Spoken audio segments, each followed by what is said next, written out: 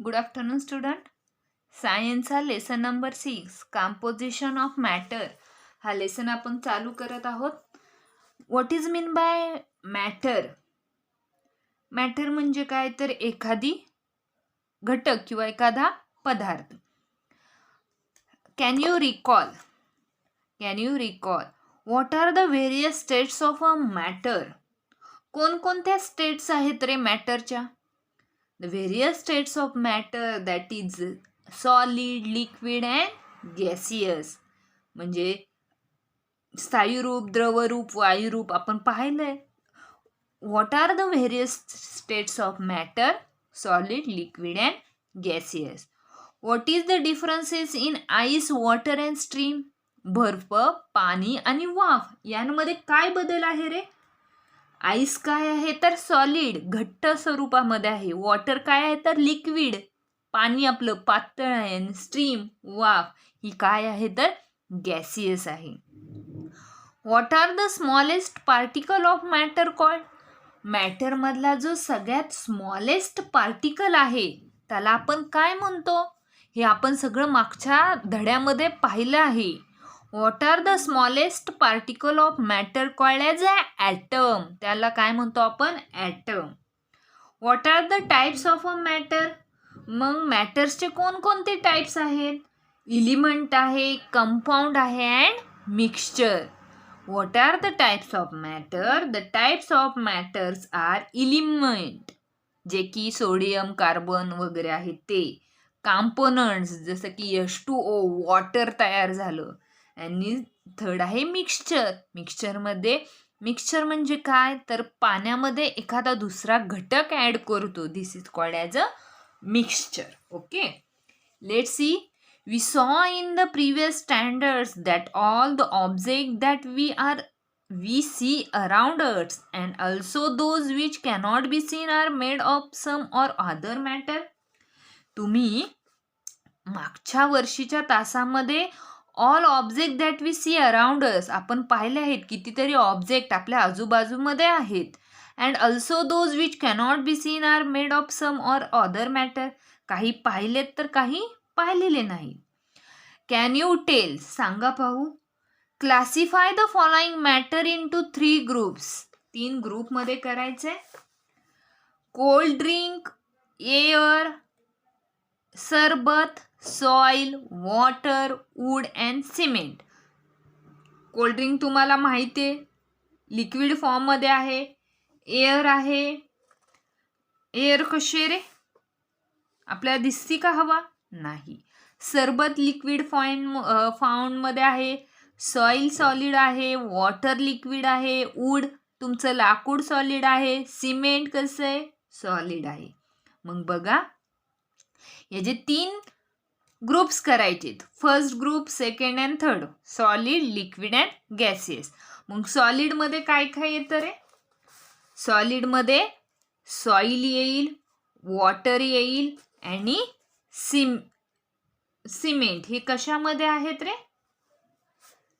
Soil, wood and cement हे काय आहेत? सॉलिड स्टेटमध्ये आहेत. शरबत, वॉटर आणि कोल्ड ड्रिंक हे काय आहे तर लिक्विड फॉर्ममध्ये आहेत. आणि एअर आहे हा कशामध्ये आहे? गॅसियस फॉर्ममध्ये आहेत. बघा हे आहे लिक्विड, हे सुद्धा आहे लिक्विड आणि वॉटर सुद्धा आहे लिक्विड. सॉइल आहे सॉलिड, वूड आहे सॉलिड अँड सिमेंट आहे solid. What are the states of matter that we used as a criteria for the above classification? वरच्या क्लासिफिकेशनमध्ये तुम्ही कोणता क्रायटेरिया वापरलाय? The states of matter which are used as criteria for the above classification are as a solid, liquid and gaseous. काय वापरलंय आपण? Solid, liquid and gaseous ह्या आपल्या 3 states आपण या क्लासिफिकेशनमध्ये वापरल्यात. Try this. Take some mustard seeds in a transparent plastic jar. Thread a long thread at the centre of a big balloon by means of a needle and tie it tight.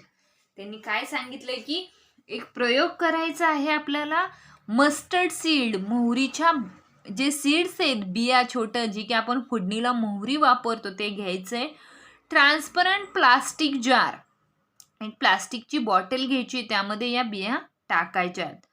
Thread a long thread at the centre of a big balloon by means of a needle and tie it tight.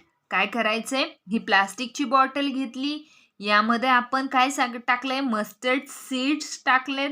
त्यानंतर thread a long thread at the centre of a big balloon, आणि एक balloon घेतलाय, त्याच्या मधोमध सेंटरमधून आपण एक काय काढणार आहे, तर needle and tie at a tight, ती निडल काढणार आहे, आणि जी तुमची प्लास्टिकची बॉटल आहे त्याला ती काय करतोय, लावतोय. Pull thread slowly moderately vigorously big balloon mustard seed, असं केले. ऑब्झर्व इट, करून पहा किंवा ऑब्झर्व करा. Stretch these rubber diaphragm and fix it on the mouth of the jar by means of a rubber band. आता हा जो balloon आहे तो काय करायचा आहे, या बॉटलला टाईट लावायचा आहे, एकदम टाईट लावायचा आहे, आणि साईडने तुम्ही त्याला काय करायचे, रबर पॅक करायचे. Pull the diaphragm up and down with the help of the thread first slowly. त्यानंतर ती बॉटल ओपन उलटी करायची, आणि तो जो दोरा आहे तो हळूहळू काय करायचा आहे, डाऊन करायचा आहे, ओढायचा आहे खालच्या साईडला. Then with a moderate force and then vigorously, हळूहळू ओढायचं आहे, नंतर एकदम जोराने ओढ. Record our observation in the following table, आणि खाली तुम्हाला काय लिहायचंय, तर ऑब्झर्वेशन लिहायचंय, तुम्हाला त्यामध्ये काय पाहायला मिळालं.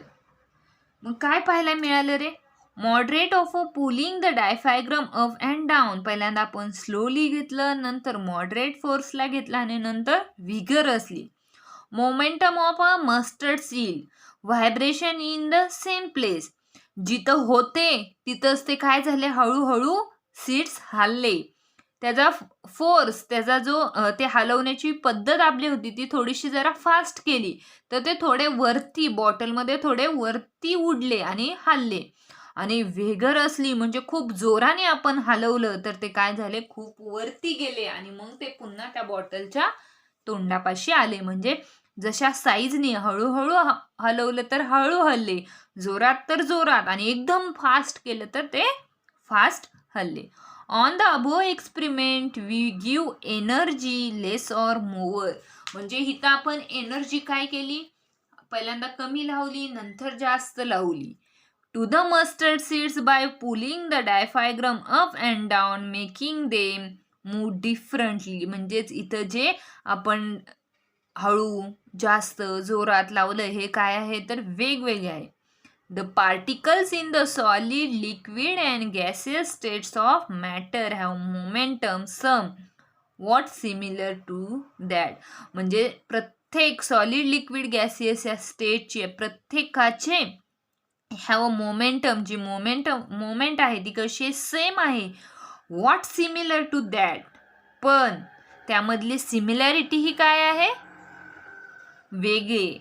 An intermolecular force of attraction acts between the particles, atom or molecules of the matter.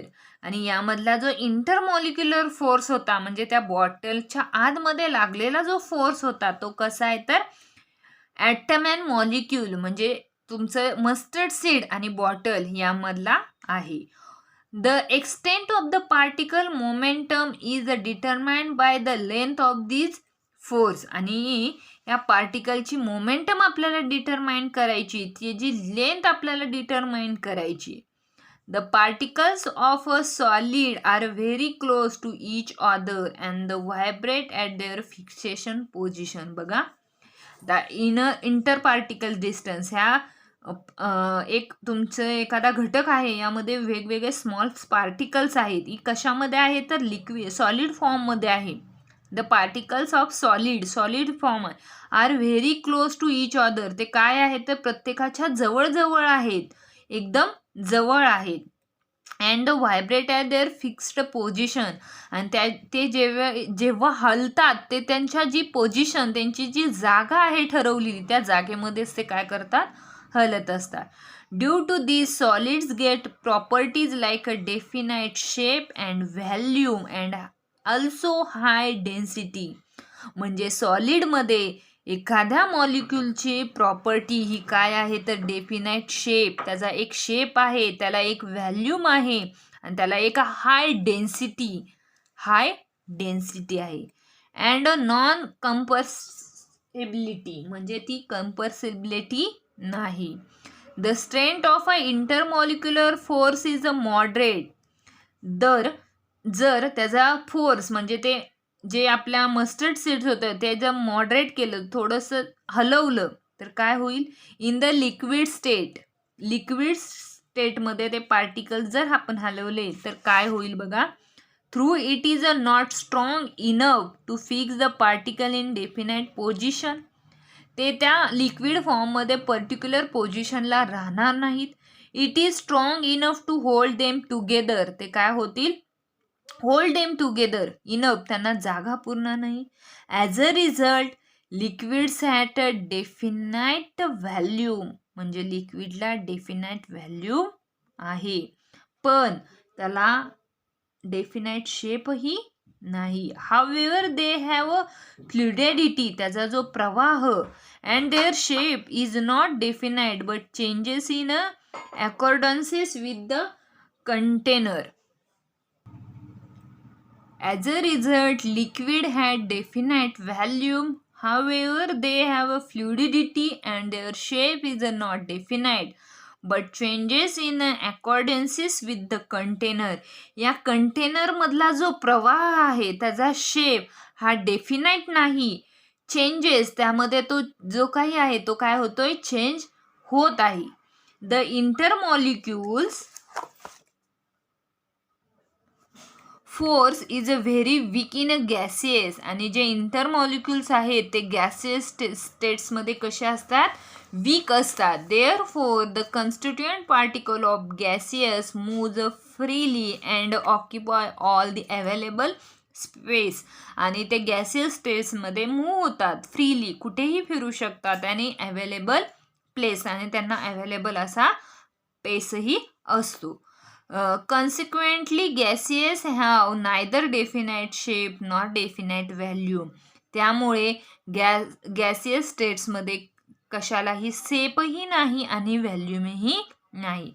This figure shows a schematic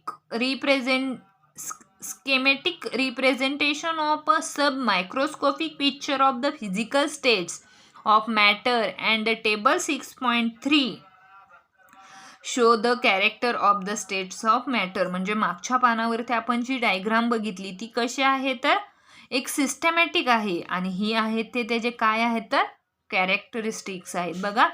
physical state of matter, fluidity, rigidity, plasticity, electricity, volume, shapes, compressibility, intermolecular force आणि distance between particle. Solid स्टेटमध्ये आपल्याला प्रत्येकामध्ये पाहायला मिळतं, रॅजिडिटीमध्ये, प्लास्टिकमध्ये आणि इलेक्ट्रिसिटीमध्ये. त्याचा volume हा डेफिनाईट आहे, शेपही डेफिनाईट आहे, पण त्याची जी कम्प्लेक्सिटी असते ती निग्लेजिबल, म्हणजे कशी असते तर निग्लेजिबल असते, कधी असते कधी नसते. इंटरमॉलिक्युलर फोर्स कसा असतो, स्ट्रॉंग असतो, आणि डिस्टन्स बिटवीन पार्टिकल कसं असतं, मिनिमम, म्हणजे कमीत कमी, एकदम छोटं. लिक्विडमध्ये ते फ्लुइड असतं, प्रवाहित असतं, त्याला व्हॅल्यूम असतो पण तो डेफिनाईट असतो, शेप मात्र इनडेफिनाईट, त्याला शेप नसतो. व्हेरी स्मॉल पार्टिकल्स असतात, मॉडरेट असतात आणि डिस्टन्सही त्याचा मॉडरेट कमी असतो. गॅसियस तो सुद्धा प्रवाहित आहे, त्याला नो व्हॅल्यूम, नो शेप्स, आणि तो हाय कंप्रेसिबिलिटी असतो, तो खूप वेगाने होत असतो. व्हेरी वीक, आणि त्याचा इंटरमॉलिक्युलर फोर्स कसा आहे, व्हेरी वीक, कमजोर आहे, आणि डिस्टन्स मात्र कसा आहे, व्हेरी लार्ज, खूप मोठा आहे. Characteristics of states of a matter हा चार्ट तुम्ही लिहिणार आहात. त्यानंतर आपण कॅन यू रिकॉल पाहिलंय, हे पॉइंट कॅन यू टेल मधलं क्लासिफिकेशन, हा पॉइंट हे 2, त्यानंतर तुम्ही physical states of matter sub microscopic picture he diagram काढणार आहात, मागच्या पानावरची डायग्राम कॅरेक्टरिस्टिक काढणार आहात. हा तुमचा आजचा होमवर्क असेल. व्हिडिओ व्यवस्थित आणि शांत पहा. थँक्यू. राहिलेला पाठ उद्याच्या तासाला बघू.